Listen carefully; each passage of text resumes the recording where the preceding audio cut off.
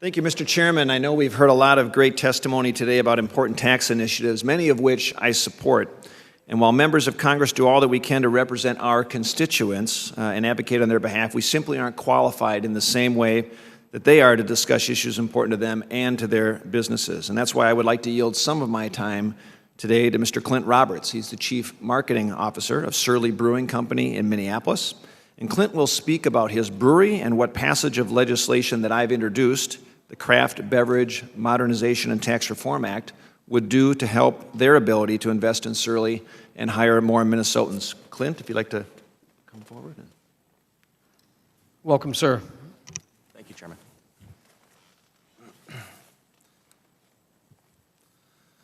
Thank you, Representative Paulsen, and thank you to the committee for the opportunity to testify today.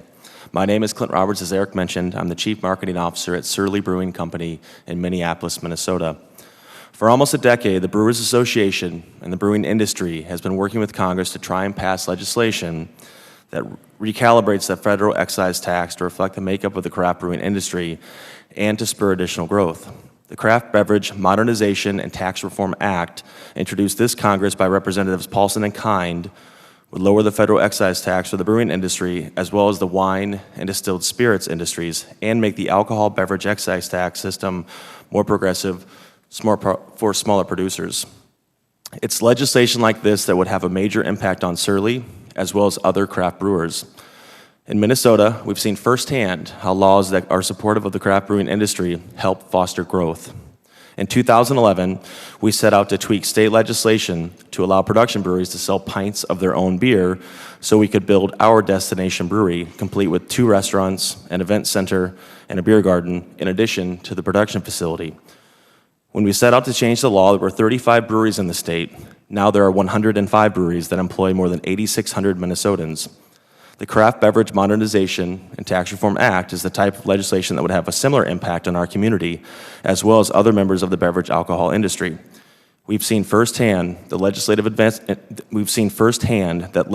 advancements like this can be incredibly important to the craft community and local economies.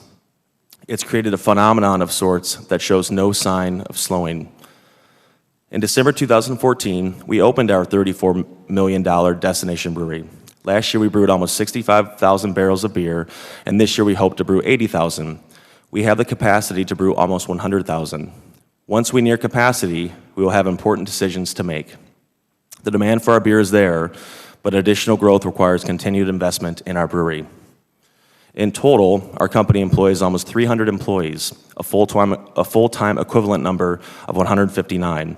We had lofty job creation numbers as we dug in on our destination brewery, but this number has exceeded those goals. It's been great for our local economy and has helped us to expand into other states. We opened 3 new states just last week. We look to continue to invest in our operation, which will create a range of jobs and broad economic impact. If we're able to get our federal tax liability reduced, we would put the money back into our company. We have to. The craft beer climate is unbelievably competitive because of recent growth. Our consumers want more and expect more. We are ever evolving to meet the demands of our consumers.